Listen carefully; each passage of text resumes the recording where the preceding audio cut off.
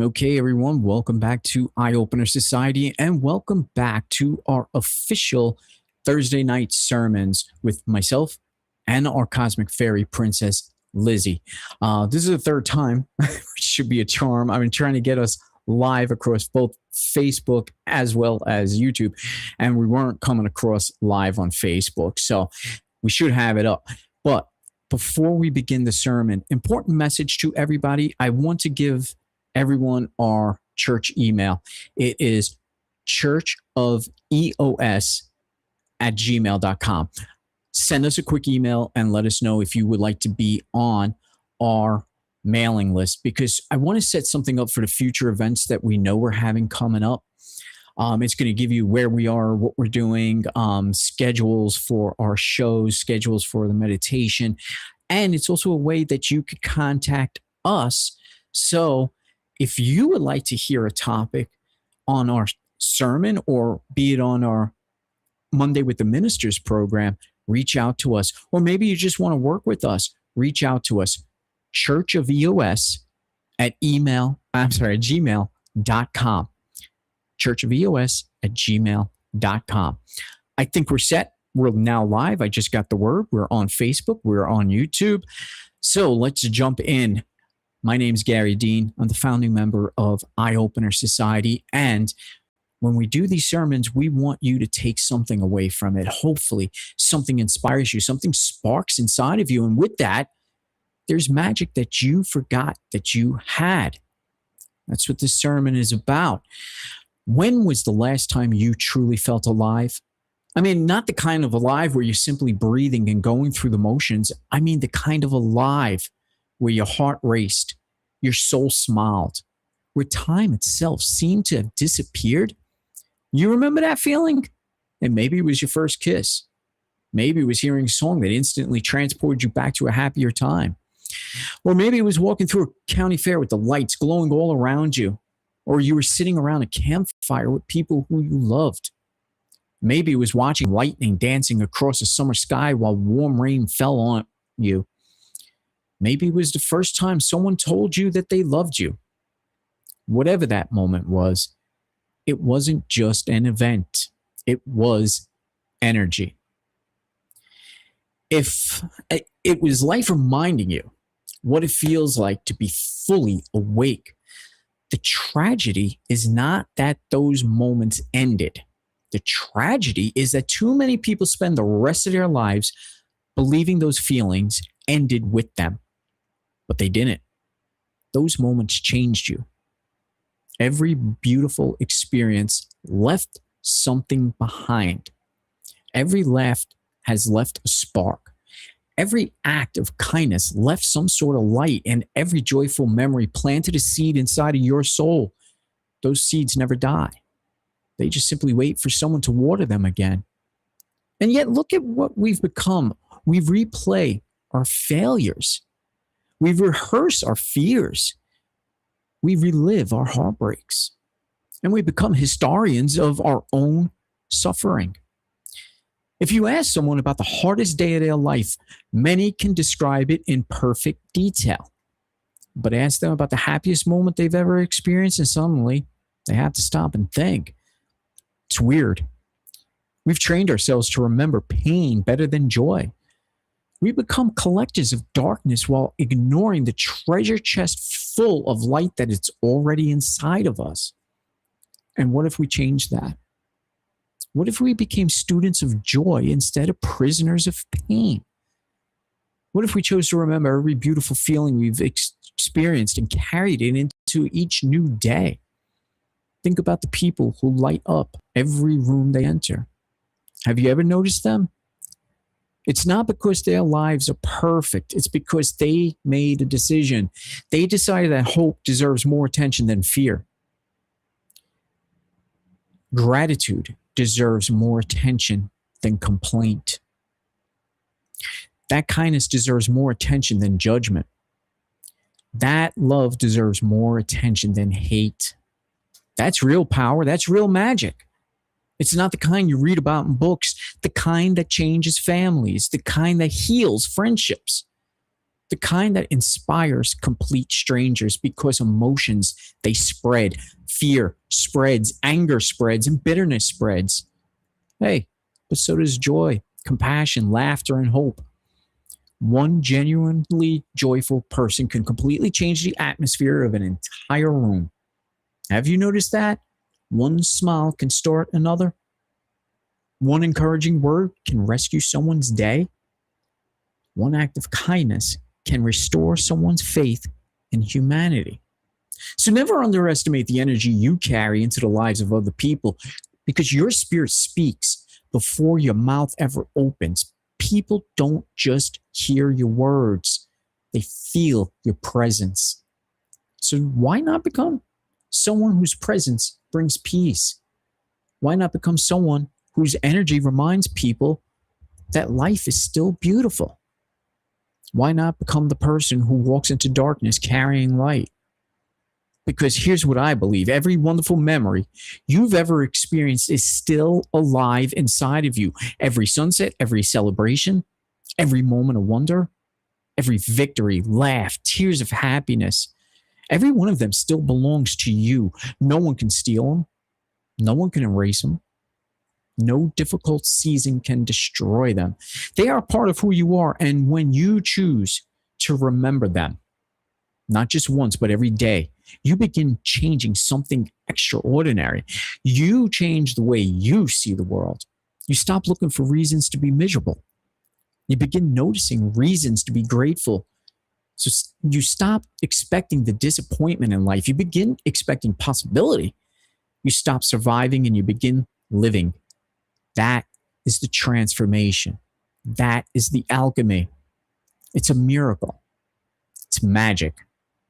So tonight, I challenge every one of you to become a collector of beautiful moments and hold on to every laugh, every sunrise you see, every conversation that fills your heart, every song that reminds you of who you are. Store those memories like priceless treasures because one day, when life becomes difficult, as it does for all of us, you'll discover you possess something more valuable than money, status, or possessions. You'll discover a heart so full of light that darkness simply cannot stay. And when the day comes, don't keep that light to yourself.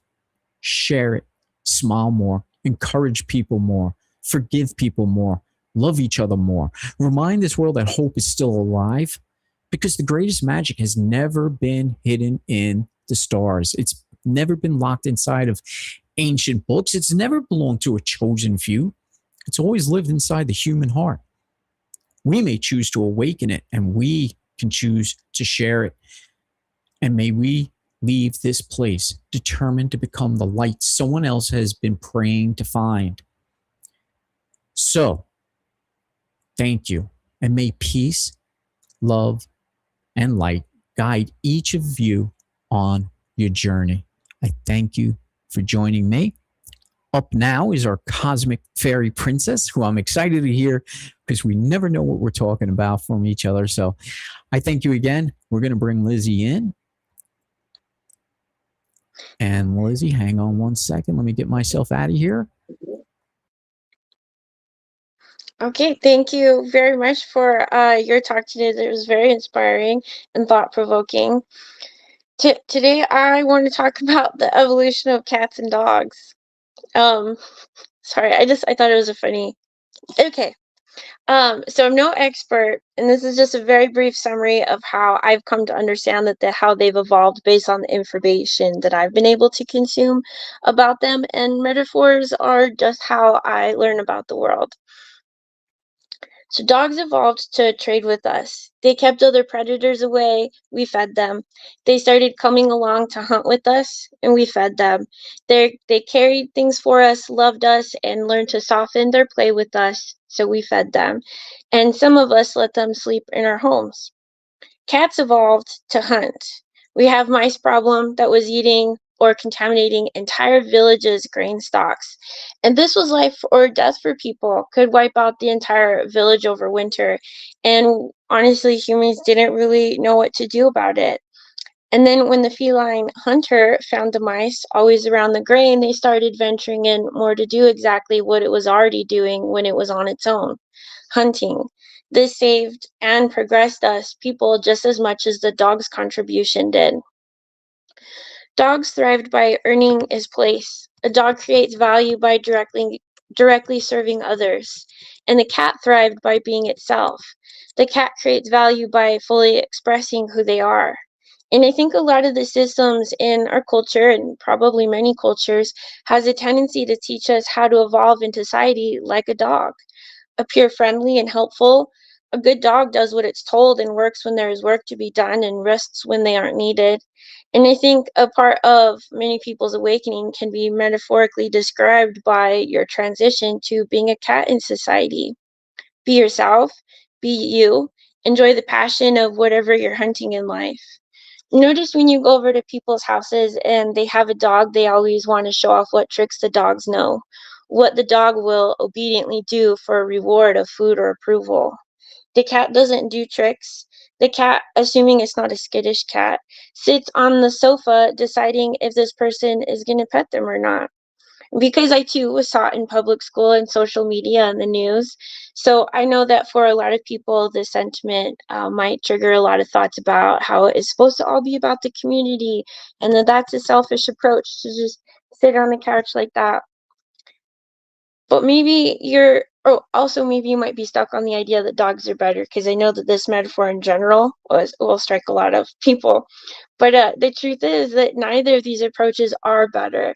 They are separate approaches to living a fulfilling life. I'm not saying that a cat is more fulfilled than a dog. It's just a different perspective.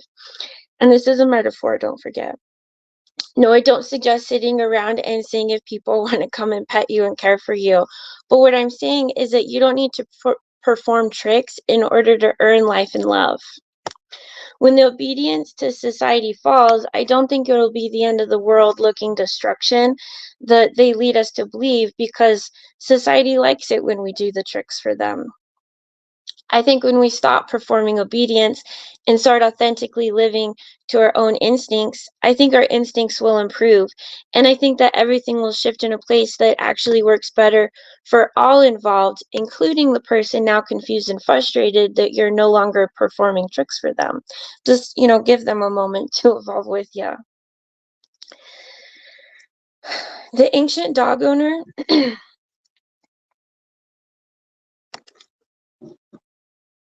The ancient dog owner had obedience, but he also had to keep the dog happy and fed. The ancient person who had cats around simply left the door open. That is what I mean when I say the cat sits on the couch waiting to be pet, not waiting for someone to care for them, but waiting to see if that person wants to engage with us, and assuming that engagement will be good. The cats that were too afraid to hunt the mice near the people near the people, they never evolved with the rest of them to cohabitate with us. They kept being themselves out in the wild, which is also not wrong. But the niche animal that wasn't scared of the people, that knew where the mice found food, and kept showing up, started getting milk left out for them. They started getting pet, started sleeping inside too. They started receiving far more than they were aware that they were giving. Because the cat didn't know that the mice was eating the people's food. All they knew were that they were allowed to go in there and get them. It was permission to walk the village at night by getting the mice. You don't have to see what purpose you would have simply existing as you. Just be the cat in the village, and your perfect role will present itself. And all the necessary instincts and skills will show up as well, I promise. Hunt when you're hungry, sleep when you're tired, or even just because the sun feels good. Trust that your skills and needs are exactly what the community around you benefits from. Mother Nature doesn't make something that doesn't fit as part of the cycle of nature. Life exists next to the magma in volcanoes. Sorry, magna's a town. Life exists. That's funny. Okay. Life exists just next to the magma in volcanoes. It's in the deepest, densest parts of the ocean. There are mushrooms that literally eat the radiation from nuclear waste. Imagine that mushroom spent its life trying to figure out how to end up on someone's dinner plate.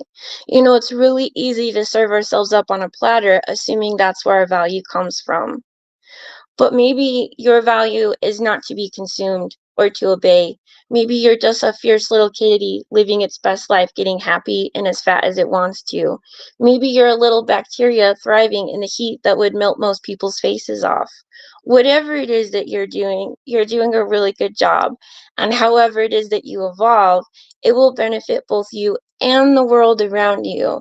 So just give a moment today to give yourself permission to evolve naturally, to trust that the system will adjust, trust that there is a place in the system for you, and trust that meeting your own needs helps all around you. Trust that that does not require you to earn anything, because you automatically being yourself and doing what you want is exactly what the world needs from you. And thank you. Lizzie, thank you so much. Thank you for the cute little giggles. I love it. It lends such a real level of humanity. But that was really cool because I have a whole family of stray cats that we've been feeding. So it kind of really does, lend something. And that's the whole purpose of our sermons. I want to thank everybody for putting up for our little technical difficulties. As always, it's one of those things that kind of makes us us. But I also want to thank my dear friend Sarah, who keeps me informed of these things. Because if I wasn't looking, because I'm never looking, she's the only one who sees it. So we really appreciate that. We really appreciate everybody that has tuned in. And don't forget, churchofeos@gmail.com. That is our email address. If you missed it at the beginning, please send us an email just letting us know if you would like to be on our email list. I'm going to compile it and I'll start sending out emails probably towards the end of this year, because I have a lot of stuff coming up and I want to keep people informed. I want to keep you inspired, and it's nothing spammy or anything like that. But it's also a good way for you to reach out to us if you would like us to talk about a topic either on our Monday with the Ministers show, or if you would like us to talk about something on the sermon, or maybe you'd like to talk and work with Lizzie or myself personally. Just reach out to us, churchofeos@gmail.com. And again, I thank everybody who tuned in, and we will see you again.